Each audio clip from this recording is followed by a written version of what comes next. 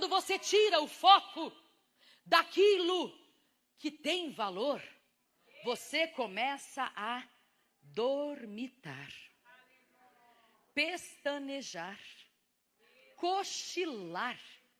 Mas o Senhor quer você atento todo o tempo, vigilante todo o tempo.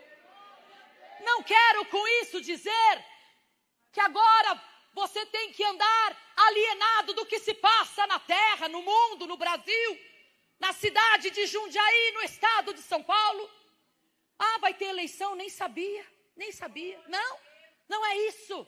Mas é olhar para toda essa calamidade, essa nojeira que é a política, e dizer: Senhor, salva esta nação, porque feliz é a nação da qual Deus é o Senhor. Aí é estar com foco, aí é estar atento, aí é estar desperto.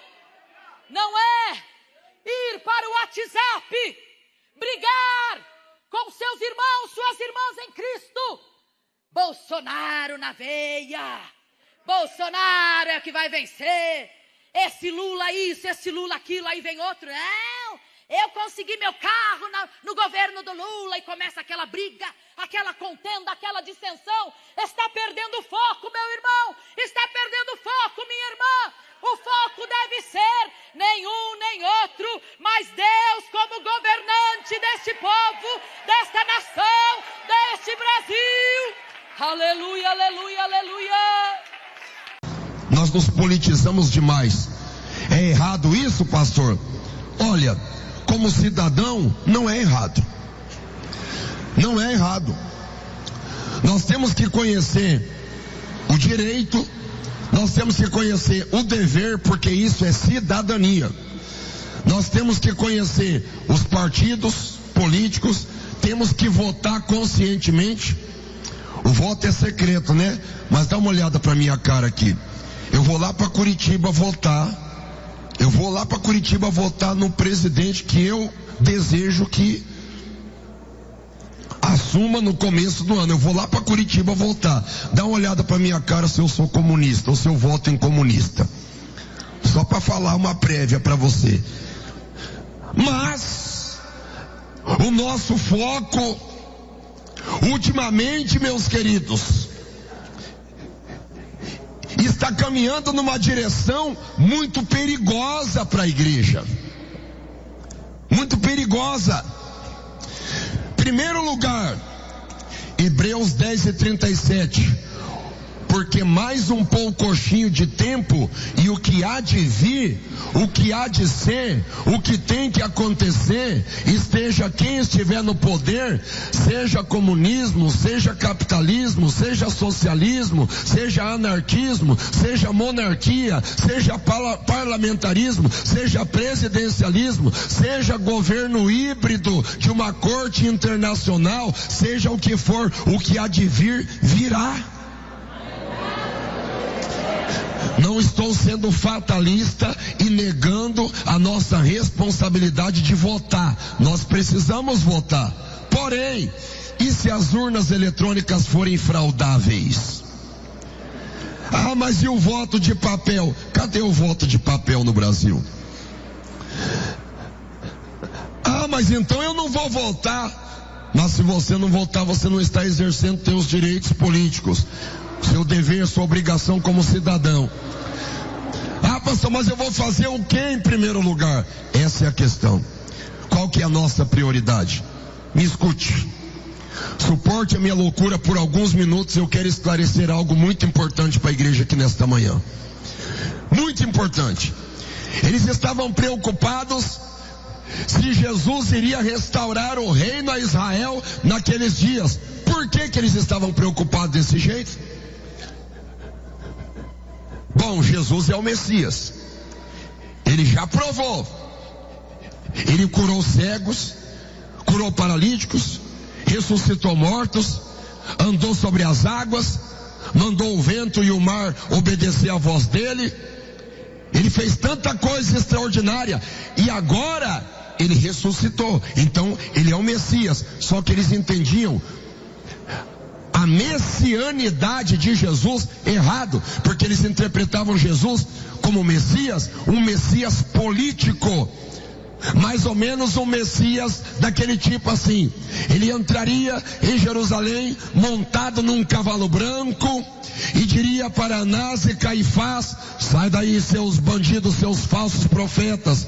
Chegava em Pilatos, dobrava o pescoço de Pilatos no chão, pisava na garganta de Pilatos e dizia: agora eu vou lá para Roma e eu vou arrancar o César do trono dele e vou mostrar que quem domina o mundo são os judeus. Então eles entendiam que Jesus era um Messias político. Eles entendiam desta forma.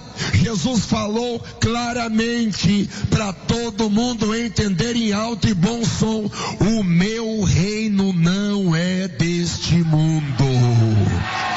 O meu reino não é deste mundo. Meu reino não é deste mundo. Quando Jesus fala isso, meu reino não é desse mundo, talvez alguém fique escandalizado dizendo assim: ué, você está dizendo que teu reino não é desse mundo, então você não tem nada a ver com a política desse mundo, você não tem nada a ver com as coisas desse mundo. Então por que a hora que te apresentaram uma moeda dizendo para você se era certo pagar o imposto ou se não era certo, por que tu falou: dai a César o que é de César, ou seja, cumpra a sua função como cidadão, e agora você está dizendo: o teu reino não é deste mundo, como se tu não quisesse saber de nada que fosse correto. Jesus falou: mas está mais do que claro. Se eu falei isso, que o meu reino não é desse mundo, dai a César o que é de César. Este mundo aqui está na mão do César. Eu não vou me levantar como um Messias para arrancar o César de lá, porque o príncipe deste mundo, que é Satanás, é ele que está por trás da política, da economia, da falsa religiosidade, é ele que está dominando. O problema, meus irmãos, é que eles entendiam igual hoje está sendo pregado em muitas igrejas: a expansão do reino na terra. O que é a expansão do reino na terra hoje? É colocar pastores dos ministérios para serem deputados, para serem vereadores, para serem prefeitos, e para ser até presidente de república, para ser presidente da Câmara dos Deputados, presidente do Senado e até para ser ministro do STF. Isso é cidadania. O problema é o seguinte: com tudo isso, ao invés de nós nos tornarmos um país cristão, sabe o que está acontecendo? Nós estamos nos tornando um país desviado. Nós estamos nos tornando um país cheio de corrupção, infelizmente. Não adianta, meus queridos, eu tentar tapar o sol com a peneira. Aumentou a bancada evangélica, é verdade, mas aumentou a corrupção no meio dos deputados evangélicos. Aumentou. Talvez alguém não esteja gostando do que eu estou falando aqui agora, mas infelizmente, ao invés da igreja se tornar mais forte espiritualmente, com a consolidação política, o aumento de integrantes na bancada evangélica, está aumentando a corrupção, está aumentando a mentira, está aumentando o roubo, está aumentando a prostituição, está aumentando a vaidade dentro da igreja, o mundanismo, a sensualidade, o adultério, a prostituição, e até mesmo, meus irmãos, está aumentando a infiltração de Satanás no meio da igreja por causa da política. Infelizmente, é isso que está acontecendo. E eles fazem essa pergunta para Jesus: restaurarás tu por este tempo o reino a Israel? A resposta de Jesus poderia dizer assim: vocês estão muito afoitos, vocês estão muito apavorados, espera só um minutinho, deixa eu conversar mais um pouco com vocês, gente. Daqui a pouco eu vou lá para Roma, vocês vão ver o que eu vou fazer com César. Não, a resposta de Jesus é: não compete a vocês saber sobre os tempos e as estações, que Deus já deixou tudo organizado pelo seu poder. Isso não é para a igreja ficar querendo se meter em política, ficar querendo se meter naquilo que é para o Estado resolver, ficar ficar se metendo naquilo que é para os governantes resolver. O que é para César fazer, César vai fazer. O que é para Pilatos fazer, Pilatos vai fazer. O que é para Herodes fazer, Herodes vai fazer. Mas vocês querem saber qual que é a missão da igreja? Recebereis a virtude que há de vir sobre vós e ser-me-eis testemunhas em Jerusalém, na Judeia, em Samaria e em todos os confins da terra. Você está entendendo qual que é a missão da igreja? A missão da igreja não tem nada a ver com política. Tem alguns que dizem assim: ah, mas Daniel foi político. Meus queridos, mostra para mim que Daniel saiu distribuindo santinho para ser eleito governador, deputado ou presidente. Ah, José foi governador do Egito. Certo. Mostra para mim que ele fez campanha política entre os judeus ou entre os egípcios. Naquela época, a forma de se assumir uma função política não era pelo voto. E hoje, para alguém chegar no poder, é através do voto. E você sabe o que significa o voto nas narinas de Deus? Ao invés de ser uma coisa secreta, sagrada, verdadeira e dentro dos parâmetros da justiça, hoje existe compra de voto, existe adultério de partidos, existe tanta mentira, corrupção, assassinato no meio da política e mais um monte de mentira. O próprio Winston Churchill foi aquele primeiro-ministro britânico que assumiu no lugar de Chamberlain para vencer o Adolf Hitler. Winston Churchill disse assim, ó: se as pessoas soubessem como se fabrica linguiça e como se faz política, elas não engoliam nem uma coisa e nem outra. Winston Churchill disse isso. Se as pessoas soubessem como se fabrica linguiça e como se faz política, nos bastidores da política, não engoliria nem uma coisa e nem outra. Meus queridos, eu vou dizer para você: exerça a cidadania. Para ser um cidadão, vota mesmo. Seja consciente de quem você vai votar. De preferência, não vote em satanista, em luciferiano, não vote em ladrão, não vote em bandido, não vote em comunista, não vote em quem apoia o aborto, não vote em quem quer legalizar as drogas, não vote em quem quer legalizar, oficializar o casamento homossexual. Não vote nesses cidadãos, que muitos deles estão a serviço de Satanás. Porém, é uma situação tão séria que é a questão do sujo e do mal lavado. A coisa tá feia, meu querido. O negócio é o seguinte: o negócio é nós estarmos com a nossa alma preparada para morar no céu. Exerça a cidadania, mas esteja pronto para ir pro céu. Ponto, acabou.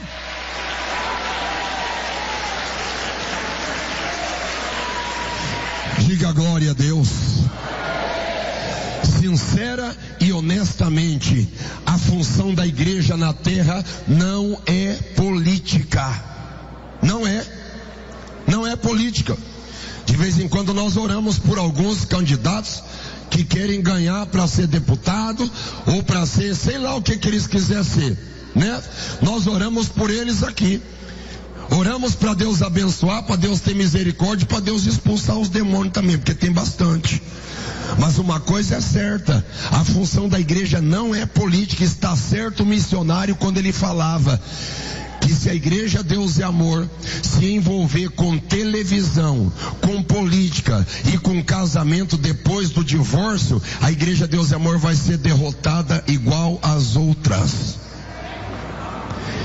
Existem muitas igrejas sérias no Brasil, mas existem muitas igrejas que eram mais poderosas, se envolveram com a política e se acabaram, viraram igual o sal insípido que está sendo pisado pelos homens e está sofrendo investigação, e já tem pastor com as mãozinhas para frente aqui assim, ó, e não é para adorar a Deus não, é por causa da algema. A coisa tá feia. E não é no governo de comunista não, é no governo de gente que se diz cristão. A coisa tá preta.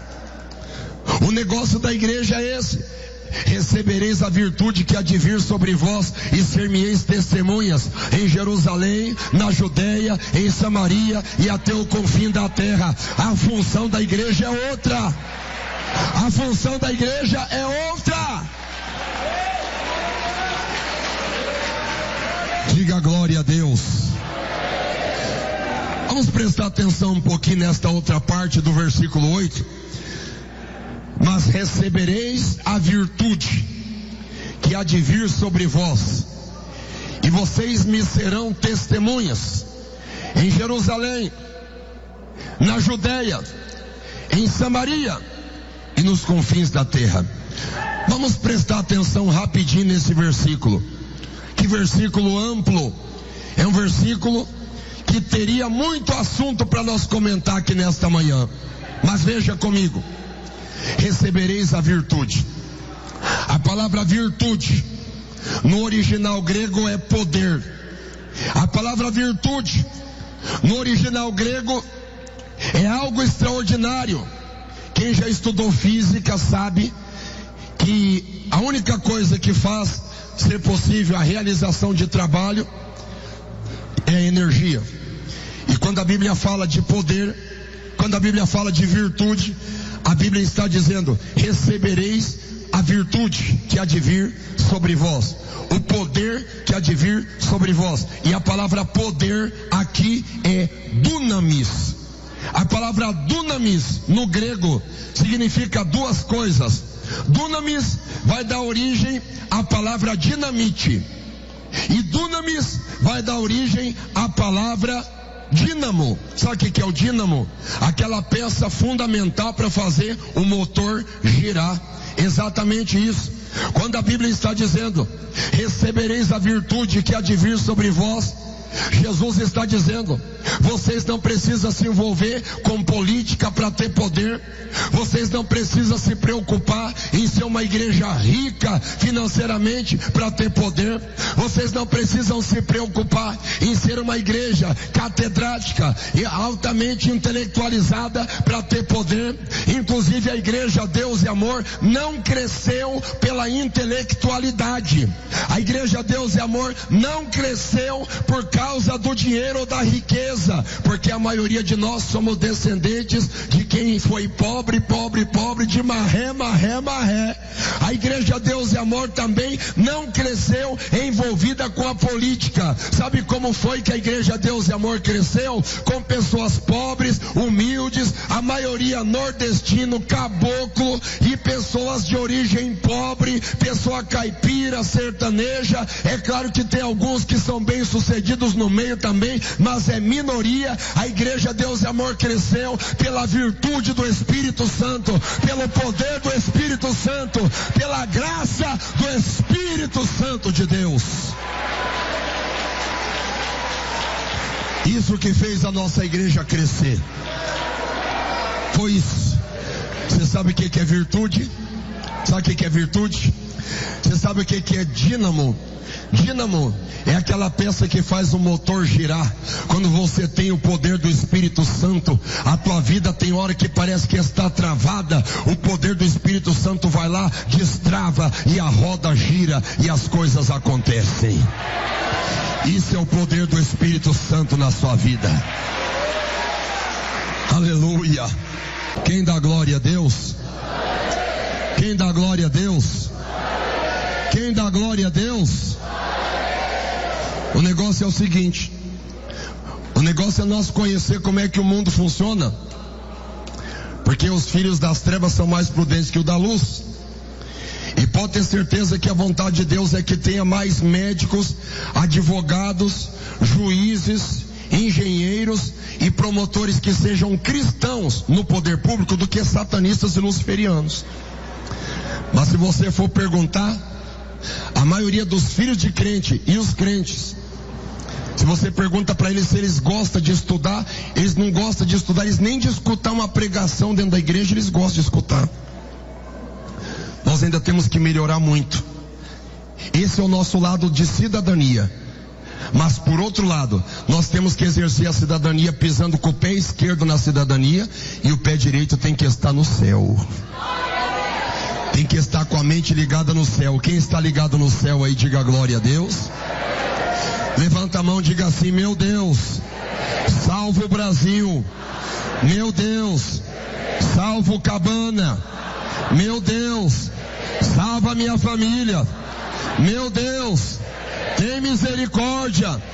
Meu Deus, livra o Brasil do comunismo. Livra o Brasil das corrupções. Livra, meu Deus, o Brasil dos falsos profetas. Em nome de Jesus.